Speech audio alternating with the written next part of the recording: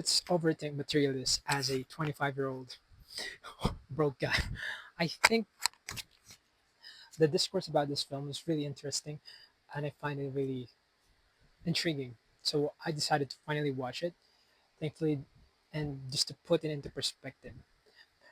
I only had like 1,000 pesos for my dental examinations just to check if they're still good. When I went to the dentist earlier to set an appointment for tomorrow, they said it's only 500. So I have 500 pesos remaining, and that somewhat solidified like yes, I have money for a movie ticket, which was worth 320 pesos, and I had a hot coffee which was 180 pesos. So in total that's 500. So plus the 500 for the dental appointment, that's at 10,000, making it make sense that somehow, since I put on a budget that 1,000 pesos would go for the dental examination, it felt like I didn't spend something today. And it's kind of poetic to say that and to explain that as someone who watched Materialists and to somewhat open up a discourse about it with how people are really like saying that this is a broke man propaganda. And I've seen a glimpse of the interviews with Celine Song, who was the director of this film, who also directed Past Lives. And to put into perspective, just to get this thing straight, I do think that Past Lives is much better in terms of writing. I still prefer it, but it's two different films, so it's really difficult to compare them. The only thing that you could compare it to is it came from the same mind or director and writer. But what made Materialist, I think, intriguing is how it really opens up conversation with what we have currently, especially here in the Philippines. I think Materialist speaks a lot. Like imagine the plot is being like a matchmaker for people, and I was really not necessarily cringing, but I was laughing my ass off. Became a comedy for me for the first part when they were introducing these people that Dakota Johnson was trying to somewhat match. Like these people have like 2 or 3 pages of things that they want to have for a partner, and really it's really funny. But one of the things that I would like to point out first is that, especially as someone that is who is already 25, I had this experience, and this I think is important for this to be understood with this discourse is the perspective of different people and different um, kind of like lifestyle. Because um, the last time that I had a relationship was like 7 years ago or something, where I was really poor, and I'm still poor as fuck. But um, one of my friends who knew my last relationship was told me that this particular person said like, oh, I wished he had a car and I didn't have anything. We had to commute all the time and all that kind of stuff, and I don't blame her for that or blame that person for that. Like there's a reason why there's a discourse about this film. Why would Dakota Johnson go for a broke man like Chris Evans instead of a rich guy like Pedro Pascal in this film? It's the title. It's called Materialist, and it's these things wherein people are looking for something which is understandable, especially with the climate, the economy that we have right now. We want to match with these people that could satisfy what we need, what we want. And but with things that it's trying to show, especially with a particular subplot of this film that's really important, when we're in Dakota's character match these two people based on like what they like and what they need in a relationship, them matching, like ticking off the boxes as one of the terms that they repeatedly use in writing. But it was the worst thing that ever happened for this person because of how they were matched. On paper, they are perfectly fitting for each other, but in reality, they aren't. I think that's already a significant detail that's important to mention. They do match with what they wanted to see, like rich, like this age, this height, this kind of social status, but that doesn't translate well into a relationship. That's why if you pay attention with the dialogue here, she kept talking about how dating is easy, in a sense, or dating is difficult in a sense, trying to figure that out. What's really difficult is to have love, because that's something that doesn't naturally come off of dating, which Dakota's character actually tried with Pedro Pascal. And I think with Pedro's character here, I think it's intentional that he barely had any character development, and that's not trying to say that he's a poorly written character, but you can overthink it as a way to tell that he is perfect in the sense of how they described a unicorn, like a fantastic creature. But unicorns do not exist. They will have flaws. They will have something. And when Dakota's character like somewhat figured out, oh, this guy used to be short, but he like grew inches taller by having a surgery or something. And they had this conversation like, is that the reason why you don't want to be with me? Like my height not being real? And it's not the sense of it, but it's an understanding, because even Dakota mentioned that she had a nose job, a boob job, and all that kind of stuff. It's not those things they did to look better, but there's just something missing about it. Like one of the reasons why they didn't work out is when Dakota found like a ring for engagement, and that's like a like a trigger, like, oh, I'm not ready for this. You can interpret it that's that way. Like one of the key things is that you cannot buy it.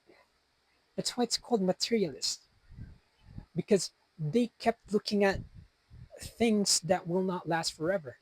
Like even the song, like I love the song from the ending. Japanese Breakfast did it, My Baby. Like it's emphasizing how it's emphasizing why she chose to be with Chris Evans. Like Chris Evans is a poor guy, a work in progress. Oh god, I'm sounding like I'm defending Chris Evans, but no, that's not the point. Like they have non-negotiables, but even Chris Evans' character here is imperfect. Like you look at Pedro Pascal's character, which is too perfect, too good to be true, and he's still a nice person. And but what makes Chris Evans' character here different is how flawed he is, but he's willing to change and he's trying to figure things out. And when you see it at the end, even though you don't know how long it was, but with the way that it was shown, there's a huge difference with this character. With one of the key things here, if you watch the film, there's a particular scene in Chris Evans asking for a receipt after buying in a grocery store or on a shop. And in the ending, he even said, keep the change. That's that's a simple kind of scene that can be interpreted as how much he have changed in terms of his path, and how they had this scene in the beginning. Like when I first entered the cinema, because I thought I was late, I thought I was watching a different film. Like this idea of a caveman um, bringing flowers and somewhat professing his love to this woman, like it's like hundreds or thousands of years ago. Like the idea of who got married first, and this was the idea of it. But at the ending, you will see some Easter eggs of like behind him is a museum and about the history of people and blah blah blah. And Chris Evans kind of like mimicking that kind of idea of proposing without a ring, but instead with a ring flower, which was done in the dream sequence or in the ancient civilization sequence. But with the characters here, it is greatly emphasized how things can be bought, things can be negotiated. Relationship would seem like a business, which, as they have emphasized, it is. Like it's a business decision to make, because if you get married, like, oh, you're going to share expenses here. Who's going to pay for that? Who's going to worry about that?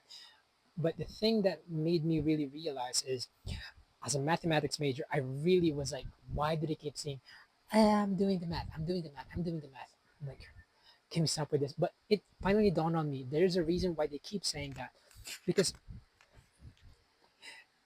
for the things that they have been speaking with or talking about with the film, they keep comparing things. They keep computing things like what can you offer and what can I offer, and there's nothing wrong with that if that's your preference. But what made it emphasize is that That's their side of being material of things. And when they stop worrying about the mathematics of it all, that's when they finally decided that's what's right for them. Like, what can Chris Evans offer? He doesn't have money yet. He doesn't have an actual house yet. He is still stuck finding jobs and pursuing his dreams. He's still a work in progress.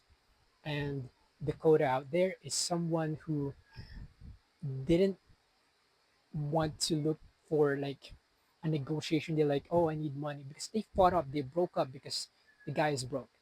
And it emphasizes the difference between the character because before they emphasized it's been 5 year anniversary. Why would you be in that particular concern? I'm yapping, I'm blabbering here. But the point is, there's something with Chris Evans's character here that emphasizes how imperfect he is, but how willing he is to change. There's a connection between them that cannot be bought, that cannot be computed mathematically or anything. It's something that is beyond computation. It is what they seem to call as love. And even with Pedro Pascal, I think the character there is perfect. Like this idea, it's the material version of everything you ever wanted, but it's hollow, it's shallow. Not because the person is hollow or shallow, but there is no human connection that you're looking for. And I think the reason why there's a discourse about the film, about it being a propaganda or something, I think because people are in perspectives of why would you go for that kind of person, which is understandable. But at the same time, at the end of the day, you only get one life. You choose to do it the way you do. If you prefer the material things, that's on you. There's nothing wrong with that. That's your preference, which was emphasized because she's a matchmaker. So she is matching people based on preferences. And those preferences of those people could be materialistic, idealistic, but she's trying to make sense of it. It's a gamble. And her gamble is not emphasizing with the material things, but instead with the connection that she made with Chris Evans. So it really is about which path you choose, which one do you follow. That's why if when you get married, like one of the lines there is through thick and thin, till death do you part, whatever, you choose. Because if, even if you look at the dating landscape right now, when I talk with my friends, like, yo, go out there, sell yourself out there online, swipe, swipe, swipe. That's not gonna work for me. I don't have a car.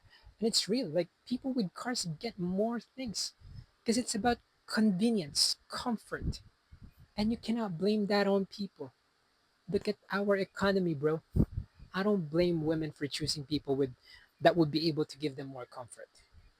But what this film shows is when you have the ability or the luxury to choose which path you can take, choose what you think is right for you. So there, in another life, there will be a Dakota Johnson character that would be okay with being a millionaire, a penthouse owner. And but if you watched it when they were making out in the first time they did it, she wasn't looking or closing her eyes. She was looking at the place. Do you see how hollow that is? That's how she realized that it's not for her. That particular scene, she realized that how good it is, how great it is to have those things, but that's not the life that she wants to live. So I don't judge Dakota Johnson. I don't judge those who prefer Pedro Pascal. Of course, empathize more with Chris Evans' character, but it makes sense story wise how difficult it is to have like one common answer for this kind of thing because there are different perspectives with it. And that's why we love films because you get to have a discourse about it. Like, which one do you choose? Okay, it is. a luxury to be able to have options, because not everyone gets that. To have someone who will support you through thick and thin, will believe in your dreams, that's a luxury. So if you could get to find that, that's wonderful. If you prefer the luxury, that's also wonderful. At the end of the day, it's not about what we currently have, it's about how we will live. So yeah, I do love Materialists. I don't know how to grade it. It's weird. It's everything. It's understandable. I don't know. That's all I can say. I'm a broke guy too. So yeah, Chris Evans for life. I'm Team Captain America. I'm not Team Reed Richards here. Maybe Team Madame Web. I don't know. Peace out.